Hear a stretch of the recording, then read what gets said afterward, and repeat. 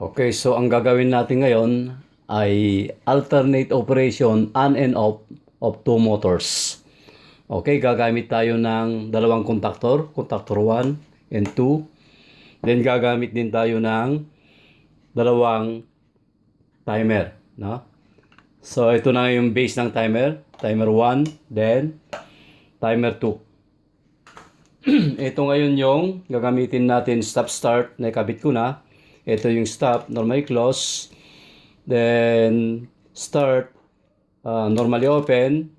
So ito yung papunta sa line 1. Ito yung dalawang maintaining contact. Then papunta sa A1. Okay, so umpisan po natin. Kabit na natin yung stop. Ito, stop. Stop push button switch. Dito sa contactor 1, line 1. So, kinakabit ko na po. Kinakabit ko na po yung stop push button switch. Then next, kakabit na natin yung maintaining contact sa start, terminal 13 and 14. So, linagyan ko ng tagging para mas mabilis magkabit. Ito, may tagging ako 13, 14. So, normally open contact ng magnetic contactor 1 or C1. So, ito yung normally open contact. Atas.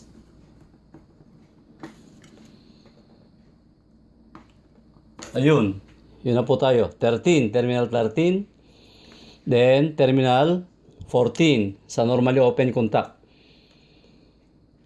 Contactor or C1, contactor number 1.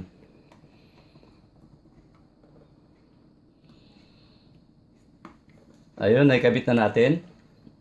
Excuse me. Tapos na tayo sa 14. Papunta na tayo sa terminal 21 ng contactor 2. Normally, close contact ng C2. Ibig sabihin interlocking. So, dito tayo. Normally, close contact or pwede rin dito. Terminal 21. So, ito yung terminal 21. Normally, open contact.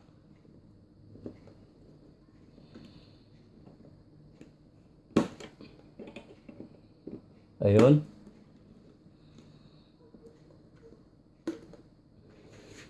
Ayun, tapos na tayo sa terminal 21 dito sa C2 or contactor 2. Then, kabit na natin yung terminal 22. Ito yung 21, ito yung 22. Normally close contact ng contactor 2. Ito yung tinatawag natin na interlocking. Ayun. So, naikabit na natin doon. 22. So, papunta na tayo sa coil A1 ng contactor 1. Magkakabit na tayo. Then, terminal 7 ng timer 1. So, magkakabit o magkakonnection yung 22 dito. Normal close contact ng contactor 2, A1 ng contactor 1, at saka terminal 7 ng timer 1. So, ikabit ko na yung A1. Or, pwede na akong magkabit yung terminal 7 na connection sa A1. Terminal 7 ng timer 1. Ayun. Terminal 7 ng timer 1, papunta na ako sa A1 ng contactor 1. Ito yung A1 ng contactor 1. Ayun.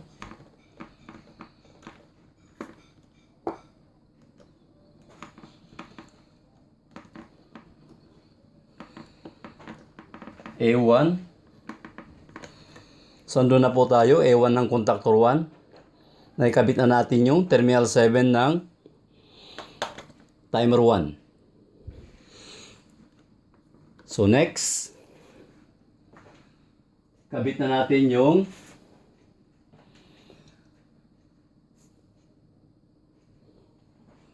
A2 ng contactor 1. A2 ng contactor 1. Ayun. Ito yung A1, ito yung A2. A2 ng contactor 1. Ayun. Papunta ngayon sa terminal 96 ng contactor 1. Ito. Terminal 96. Ito. So, kinakabit na natin yung terminal 96 or normal close contact overload ng contactor 1. Ito. Then, papunta na tayo sa terminal 95, line 2. So, ikabit na natin yung terminal 95 ng overload relay ng contactor 1. Papunta ngayon sa line 2. Ayun, naikabit ko na po. Papunta na sa line 2. So, ito na. So, gamitin natin line 1, line 2.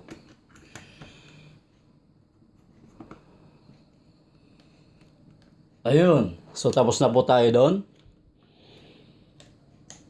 So, naikabit na natin yung terminal 95. Ito, papunta na sa line 2.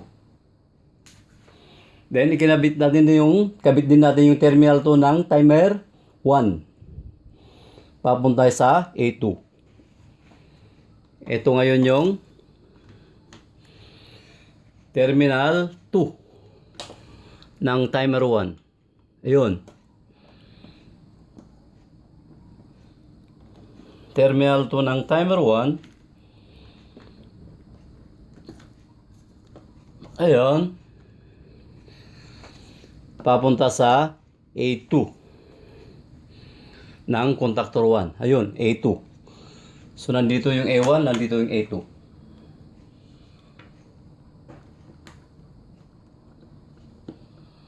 Okay, halos matapos na tayo sa procedures dito sa contactor 1 natin. Ayun, tapos na pa tayo doon. Then next, ikabit na natin yung terminal 8 ng timer 1, terminal 8 ng timer 2.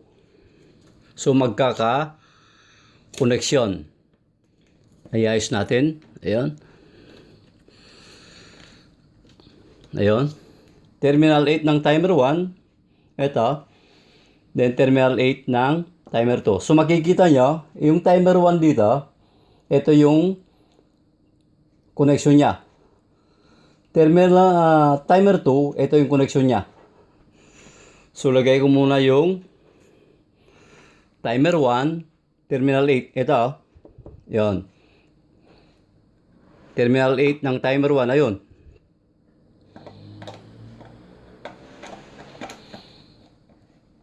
So, terminal 8 ng timer 1.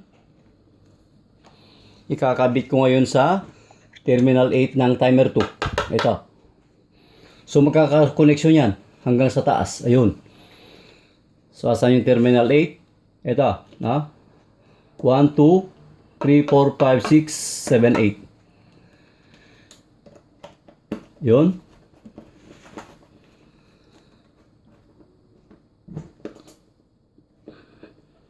Ayun. Connection na yung 8 at saka 8. Timer 1, 8. Ito. Then, timer 2, 8. Then, next. Ikabit ko rin yung timer 8. Yun. Mag-tap ako sa timer 8. Yun. Ng timer 1. Papunta ngayon ako sa dito. Na? Normally or terminal 13 papunta sa line 1. Ito. Na? Para masupplyan itong maintaining contact. Terminal 13 sa contactor 1. Ayun. Na? Nag-tap ako doon. Or nag-tap ako rito. Terminal 1 papunta sa 13. Ito. Normally open contact ng contactor 1.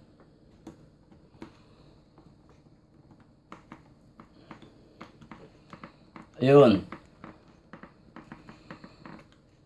So para masupplyan yung terminal 8 ng timer 1 at saka timer 2. Yun. Kasi ito yung line 1. Tinap ko rito para masupplyan yung timer 8 at saka timer 8 ng timer 1 at saka timer 2. 8. Ayun, i-ayos natin. Okay. Next. Kapit natin yung timer 2, 6. Yun, timer 2, 6. Papunta ngayon sa terminal 7 ng timer 1.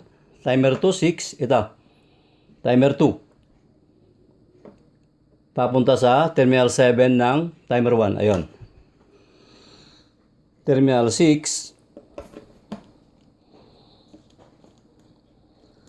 ng timer 2. Ayun. Terminal 6 ng timer 2. Timer 2. Then papunta sa terminal 7 ng timer 1. Ito yung 7. So since na ayun, maluwag.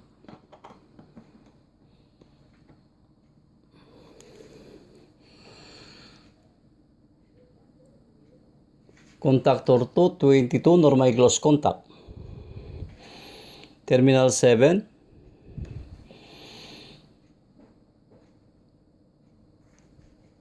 Then pwede ko nang ilagay dito, na? Pwede ko nang ilagay sa terminal 22, normally close kasi nakakabit na doon sa 7. Ayun o, 7, nakakabit dito. Pwede ko nang itap dito kasi marami na doon. Ayun.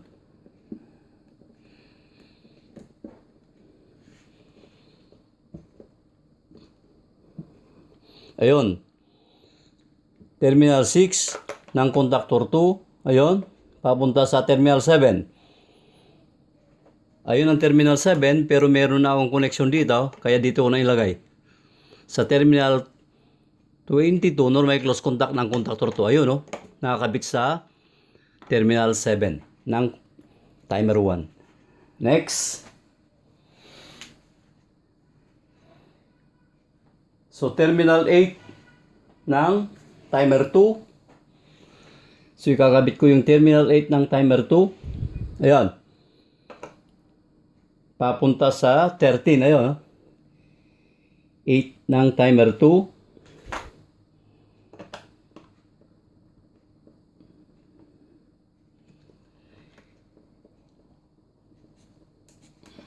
So, terminal 8 ng timer 2.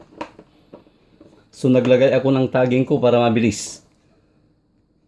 Papunta ngayon sa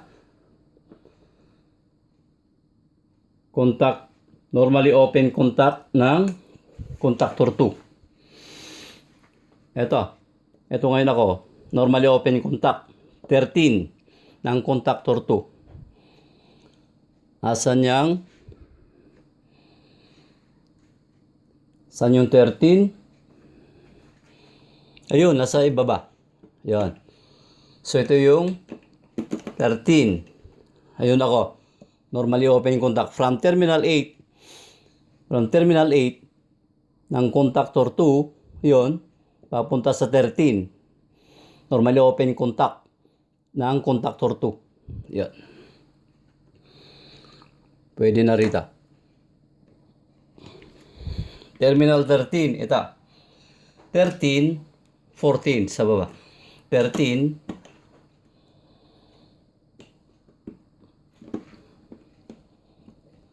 ito yung pinaka maintaining contact. So, meron akong mga tagging para mabilis. Yun, 13 na po ako.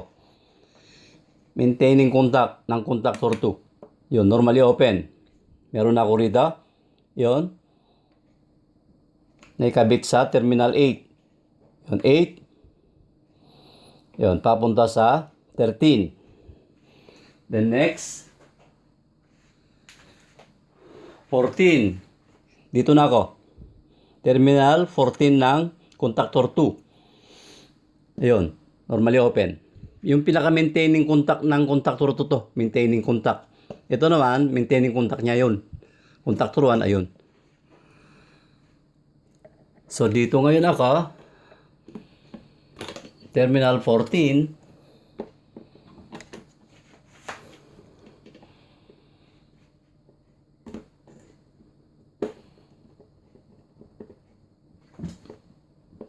Ayun, terminal 14. Papunta ngayon sa contactor 1, normally close contact. 31. Terminal 31. Ayun, ito. Terminal 31, 32. Normally close contact. 31, 32. Ito. So, ito yung interlocking. Ayun, yung kinakabit natin. Ayun, no? 31, 32. Interlocking.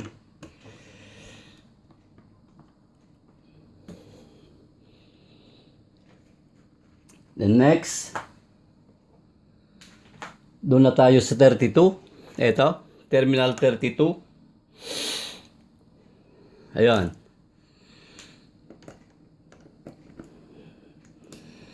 Terminal 32.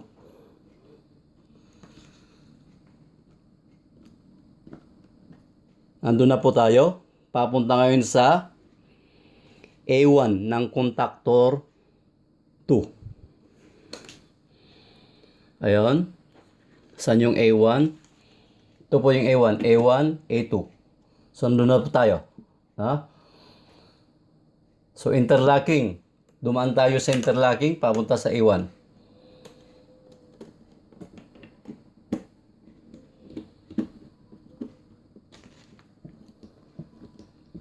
Ayun, naikabit na natin. No? From maintaining contact, C2, 13-14, pumasok sa 31, normal close contact ng contactor 1, interlocking, then 32, papunta sa A1 ng contactor 2. Ayun. Then, next, dito na tayo. A2 ng contactor 2. Ayun, A1, A2.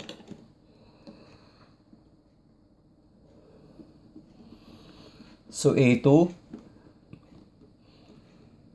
ng contactor 2. Dito na po tayo. Papunta ngayon sa terminal 96. Yan. Overload relay. So, may tagging tayo. Overload relay na terminal number 96. Normally close contact. Ayun. Terminal 96.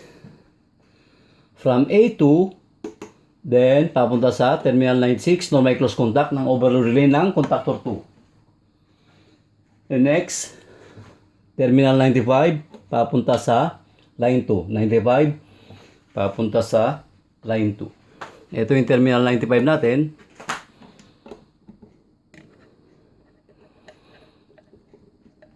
So, ilalagay natin to terminal 95, overload relay ng contactor 2. Papunta ngayon sa line 2. So, ito nga yung gagamitin natin, line 2. Yun. Susupply natin ito maya-maya para sa power circuit. Okay, tapos na tayo doon. Next. Ayan na tayo. Terminal 7 ng timer 2, kakabit sa A1, no? 7 A1. So, ilalagay na natin sa terminal 7. Ayun, terminal 7. Lalagay ko na ng timer 2.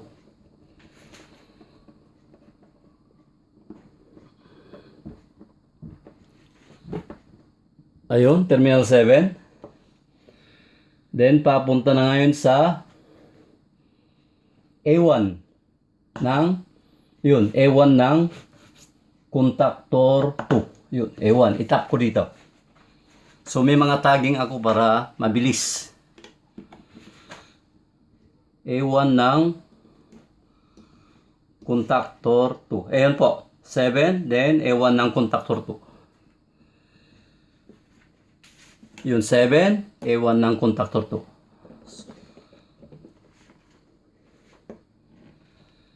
Next. Yung natitira, itap din natin sa terminal 6 ng timer 1. Yun. Ayun, oh. So, from terminal 7, ayun, from terminal 7, ikabit natin sa terminal 6 ng timer 1. Ayun. 6. Ito. Kakabit ko ngayon. Sa terminal 6. Ito. Ito ngayon yung 6. 1, 2, 3, 4, 5, 6. So, terminal 6 ng timer 1. Ayun po tayo. Yun. Timer 1. Yun. 6. Galing ako sa terminal 7. Yun. 6. Timer 1.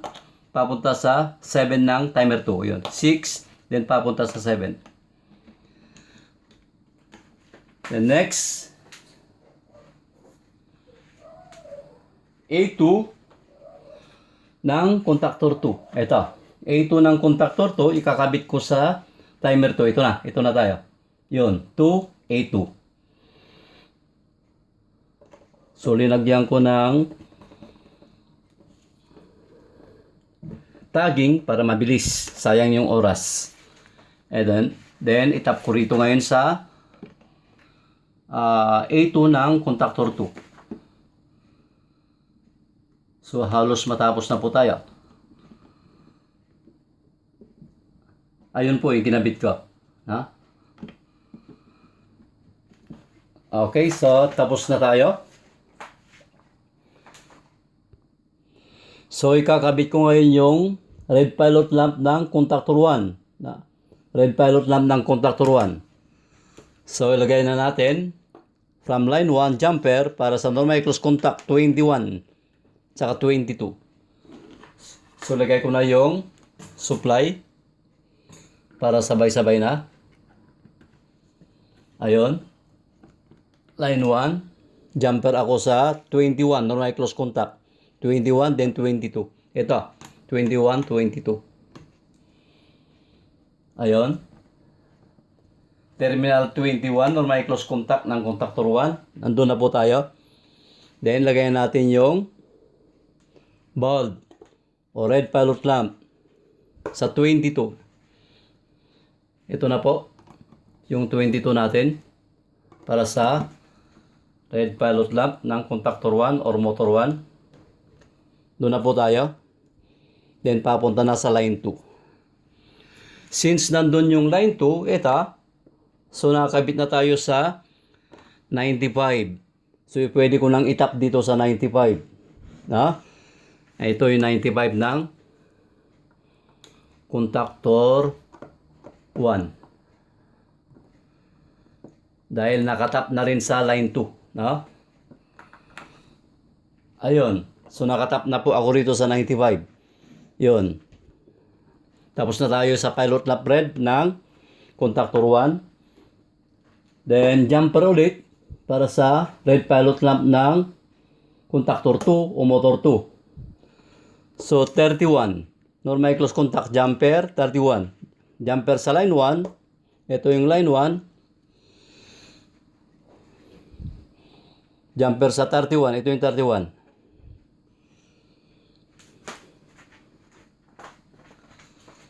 Ito.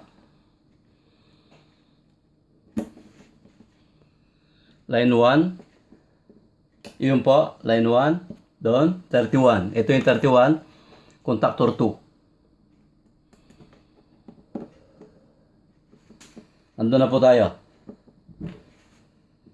The next. Yun, 32. Ito yung 32. 32. Doon na po tayo. Or, ito. Balik rin natin para eksakto. Ayun, nandun na tayo. 32. Ayun, papunta na sa 95 din. Okay, sa 95. Yun, papunta sa line 2. Ito yung 95 ng contactor 2. Lipat natin. Ayun.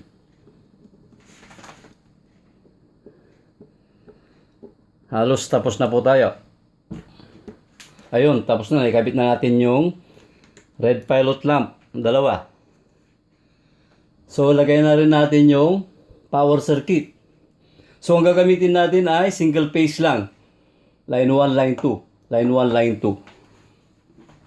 Para ma-supply nito, lagay natin yung power circuit.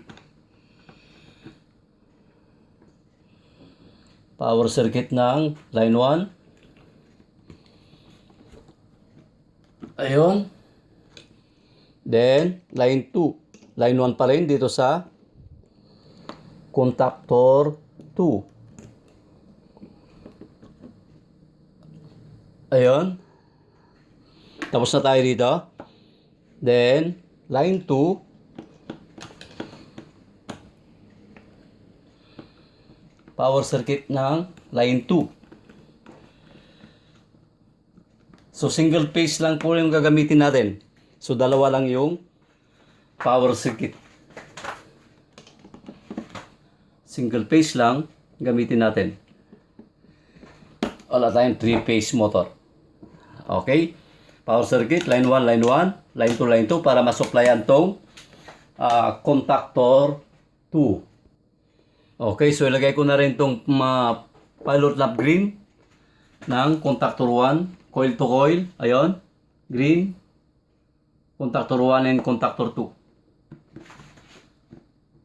Halos matatapos na po tayo. Ayun, A1, coil to coil. Then, A2. Ayun, nakabit na natin tong pilot lamp green ng contactor 1. Pilot lamp green ng contactor 2, coil to coil din. A1. So, lagyan natin dito sa A1.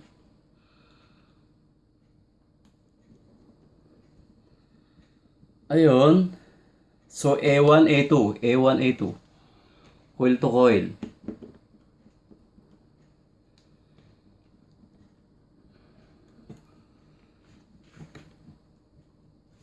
Ayun. Halos tapos na po tayo. Nailagay natin yung pilot lamp ng motor 1 and motor 2. So, ito yung pinakamotor natin. Valve. Single phase lang yung gamitin natin. Single phase motor. Ayun. Terminal 1 and terminal 2. Ayun. Then ito rin. Dito. Terminal 1. Then terminal 2. Ayun. So, nilagay na po natin yung pinakamotor natin, dalawang valve. So, lagay ko na rin yung timer natin. Timer 1. Then, we have the timer 2. So, bago natin supplyan, check muna natin ng tester. Na? Check muna natin ang tester. Kailangan meron tayong resistance reading. Ayun. Start. Ayun, meron. Start. Ayun, meron. Okay, so pwede natin supplyan. Supplyan na natin. So, ang operation nito ay alternate. Ayun, may supply na po tayo. Umilaw na yung red. Palot na red ng contactor 1, motor 1, red ng motor 2. So, ito yung timer natin. Let's say 30 minutes. Ang time setting natin. Saktong 30 minutes, ito man yung andar. Saktong 30 minutes, mamatay yung motor 2, ito man yung andar. So, alternate. So, start. Ayun. Sumandar na yung motor, napatay yung red, umilaw yung green. Patay yung motor 1. Ilaw yung motor 2. Umilaw yung green, patay yung red. Patay yung motor 2. Mandar yung motor 1 ulit.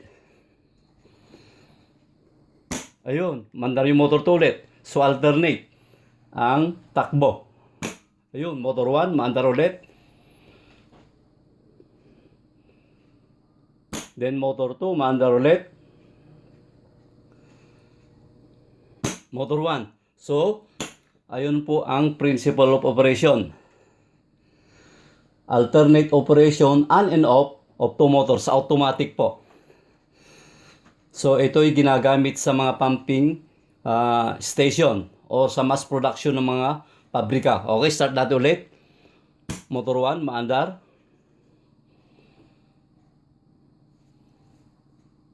Patay motor 1. Motor 2, maandar.